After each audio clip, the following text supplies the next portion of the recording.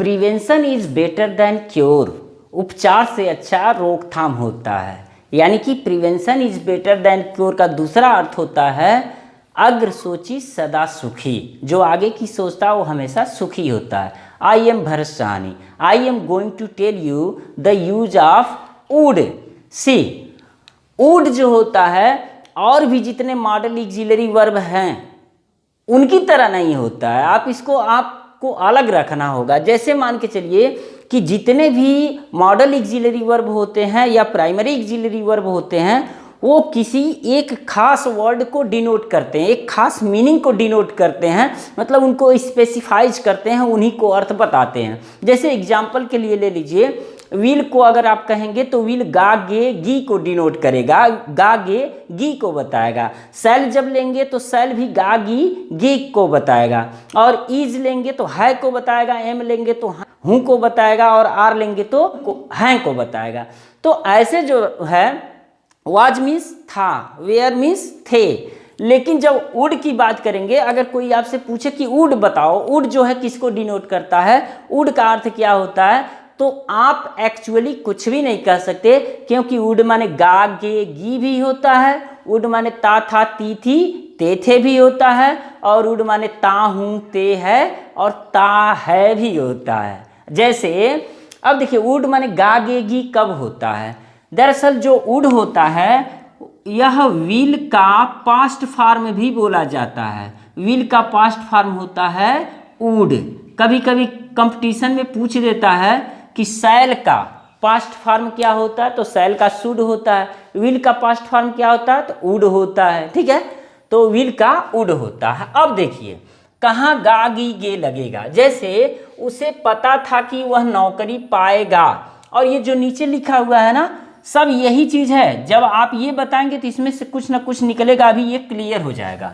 उसे पता था कि वह नौकरी पाएगा। किसे पता था, उसे, यानी कि ही न्यू, और की अंग्रेजी दैट, ही न्यू, वह जानता था कि वह नौकरी पाएगा। अब गा की अंग्रेजी, गा गी गे की अंग्रेजी विल या सेल लगाएंगे, लेकिन यहाँ नहीं लगेगा, यहाँ विल या सेल नहीं लगेगा। क्यों नहीं लगेगा, तो इसका कारण, अगर कोई आपसे पूछता है, अगर मान लीजिए ऐसा हो जाए कि ही न्यू दैट, वह जानता था, उसे पता था कि वह एक नौकरी पाएगा, और किसी व्यक्ति ने यहाँ विल लगा दिया, तो आपको अर्थ तो यही निकालना पड़ेगा कि वह एक नौकरी पाएगा। लेकिन वास्तव में वो ग्रामेटिकली गलत होगा।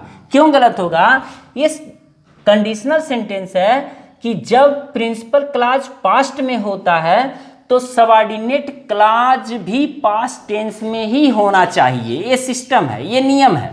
ठीक है, या डायरेक्ट से इनडायरेक्ट जब आप बना रहे होते हैं तो ऐसी स्थिति में भी अगर रिपोर्टिंग स्पीच पास्ट में है तो रिपोर्टेड स्पीच भी पास्ट टेंस में होना चाहिए। क्लियर हो गया, तो यहाँ वुड का प्रयोग होगा। दूसरा देखिए, मैं जानता था कि तुम यहाँ आओगे, तो इसका मतलब हो गया आई न्यू, पास्ट इंडिफिनिट, मैं जानता था, दैट कि, मैं जानता था कि तुम यहाँ आओगे, तो इसका मतलब हो गया यू वुड।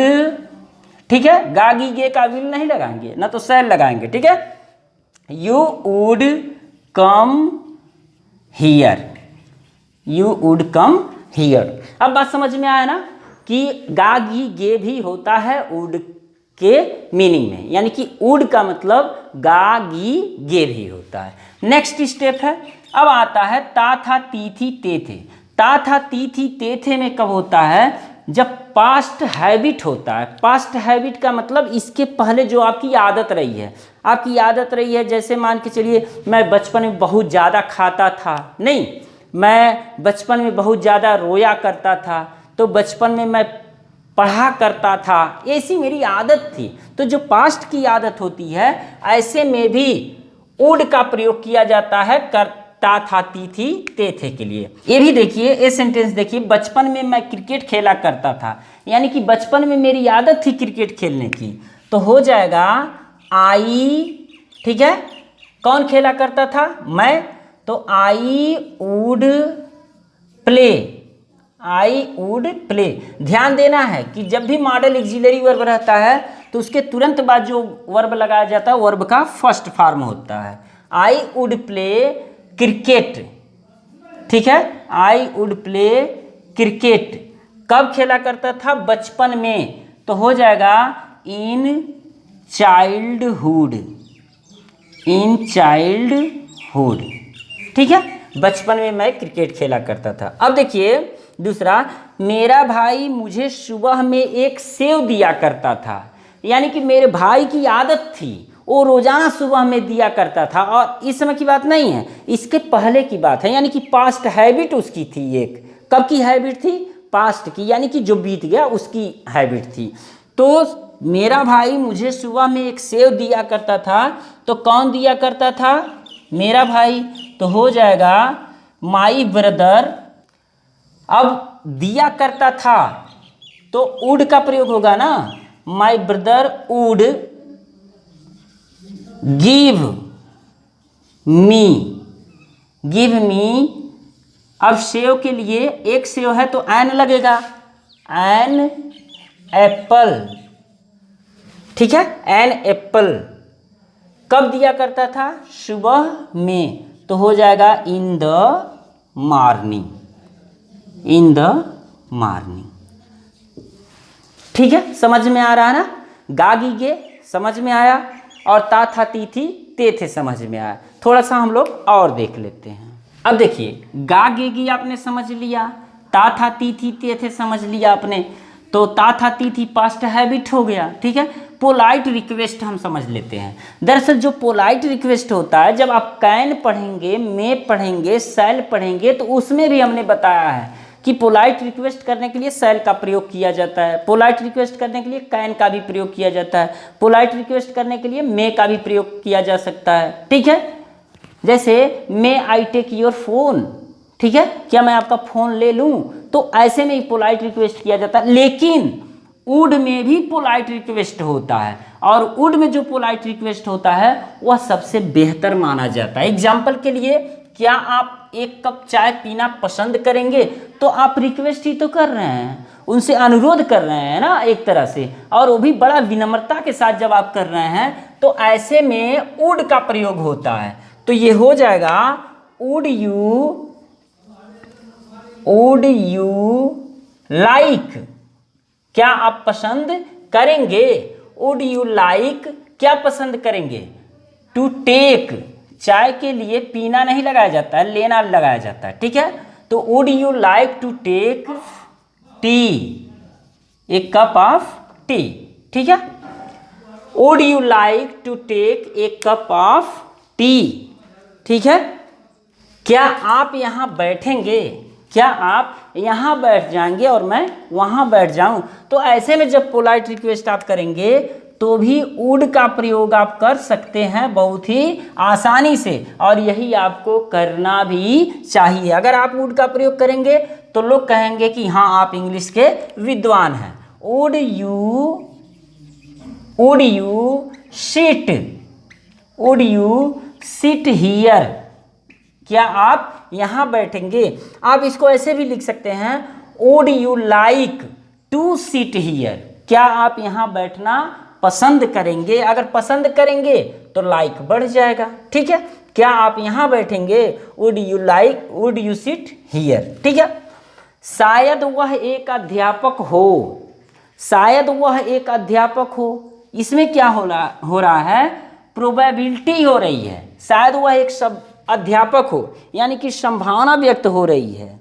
भाई सोच रहे हैं, हो सकता है वह एक अध्यापक हो, वही जो आदमी वहाँ है हो सकता है वह अध्यापक हो। तो शायद यानी कि ही वुड, शायद का अलग से अंग्रेजी नहीं लगाते हैं, ठीक है। ही वुड, अब होना का हो जाएगा be, he would be a teacher, he would be a teacher. शायद वह मेरा पति हो, ऐसी संभावना जताई जा रही, प्रोबेबिलिटी है, तो हो जाएगा ही वुड बी माई हस्बैंड, ठीक है। He would be my husband, next देखिए, खास करके जब आप कल्पना कर रहे होते हैं और उसमें आपकी इच्छा जाहिर होती है, विश होती है, तो ऐसी स्थिति में जब आप कल्पना कर रहे होते हैं और आपकी एक इच्छा होती है, तो ऐसी स्थिति में भी वुड का प्रयोग किया जाता है। तो जो काश है, इस काश की अंग्रेजी हो जाती है वुड दैट। ठीक है, वुड दैट। अब ये काश की अंग्रेजी हो गई, क्योंकि आपकी इच्छा है ना, तो जब इच्छा जाहिर होता है तो ऐसे में भी वुड का प्रयोग होता है। वुड दैट, मैं एक पंछी होता, तो हो गया काश, मैं एक पंछी होता। और मैं एक पंछी होता, इसमें कोरी कल्पना है, यानी कि आई वेयर ए बर्ड। अब मामला यहाँ थोड़ा सा ये है कि आई के साथ तो वाज लगता है, लेकिन यहाँ आई के साथ वेयर क्यों लगा हुआ है? तो जब कोई व्यक्ति अपने दिमाग को दीवा स्वप्न में रखता है, कोरी कल्पना करता है और ऐसे सेंटेंस का वो निर्माण कर देता है, खास करके जब कोरी कल्पना हो और दीवा स्वप्न हो, तो ऐसे में हमेशा जो सब्जेक्ट और वर्ब का जो एग्रीमेंट होता है वो चेंज हो जाता है। जब कोरी कल्पना हो, दीवा स्वप्न हो, तो प्लूरल सब्जेक्ट के साथ यहाँ सिंगुलर वर्ब हो जाता है और सिंगुलर सब्जेक्ट के साथ प्लूरल वर्ब हो जाता है। यानी कि सब्जेक्ट वर्ब जो एग्रीमेंट है उसका प्रक्रिया उल्टा हो जाता है, बदल जाता है। कब? जब यह कोरी कल्पना हो, दीवा स्वप्न हो। जैसे काश मैं एक शेर होता, ठीक है, काश मैं एक पंछी होता तो उड़ जाता, नहीं, पंछी होता तो उड़ जाता रे।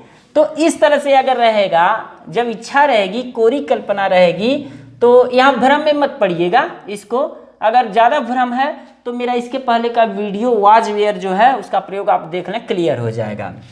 यहाँ भी वही है, काश मैं प्रधानमंत्री होता, तो यहाँ काश की अंग्रेजी जो होगा यही केवल वुड दैट है, वुड दैट, इसकी अंग्रेजी हो जाएगा काश। ठीक है, अब मैं प्रधानमंत्री होता, मैं मुख्यमंत्री होता, मैं एक राजा होता, यदि मैं एक देवता होता। तो इस तरह से जब आप कोरी कल्पना करते हैं, दीवा स्वप्न देखते हैं, तो ऐसे में यहाँ प्लूरल सब्जेक्ट के साथ सिंगुलर वर्ब और सिंगुलर सब्जेक्ट के साथ प्लूरल वर्ब हो जाता है। तो if I were prime minister, prime minister को पीएम लिख दे रहे हैं, चल जाएगा ना, चल जाएगा। ठीक है, अब देखिए, वह झूठ बोलने के बजाय मरना पसंद करेगा, तो हो जाएगा ही वुड रैदर। जब इस तरह का सेंटेंस आ जाए तो वुड रैदर का प्रयोग करेंगे। ठीक है, would rather, he would rather die, वह मरना पसंद करेगा, किसके बजाय? देन मतलब से, देन टेल ए लाई। ठीक है, टेल ए लाई। ठीक है, he would rather die than tell a lie, वह झूठ बोलने के बजाय मरना पसंद करेगा। तो इसमें सारी चीज़ें हमने बता दिया। ठीक है, मुझे लगता है कि आपको थोड़ा सा ये वाला पोर्शन जो ता है, ती है, ते है, ये वाला मैं नहीं बताया हूँ, तो रुकिए एक मिनट, मैं बता दे रहा हूँ। मैं आपसे एक सवाल पूछना चाहता हूँ, तो ये हो जाएगा आई वुड लाइक। ठीक है, I would like to ask you a question. ठीक है, I would like to ask you a question, इसका मतलब हो गया कि मैं आपसे एक सवाल पूछना चाहता हूँ, लेकिन इसका अर्थ आप निकालेंगे तो जो पहले बताया गया है वही अर्थ निकलेगा। आई वुड लाइक यानी कि मैं पसंद करूँगा, टू आस्क माने पूछना, यू माने आपसे, एक क्वेश्चन माने एक प्रश्न या एक सवाल। ठीक है, तो मैं आपसे एक सवाल पूछना पसंद करूँगा, तो मैं आपसे एक सवाल पूछना पसंद करूँगा, इसका मतलब क्या है कि मैं आपसे एक सवाल पूछना चाहता हूँ। ठीक है, तो देखा आपने, वुड का प्रयोग गा गी गे भी होता है, वुड का प्रयोग ता था ती थी ते थे भी होता है, और वुड का प्रयोग ता है ती है ते हैं भी होगा। ठीक है, तो मुझे लगता है कि अब वुड में आपको कोई भी कन्फ्यूज़न नहीं रहेगा। ठीक है, फिर मिलते हैं अगले वीडियो में यूज्ड टू के साथ। ठीक है, तो कल मिलेंगे आप। ठीक है, मिलिए। थैंक्स।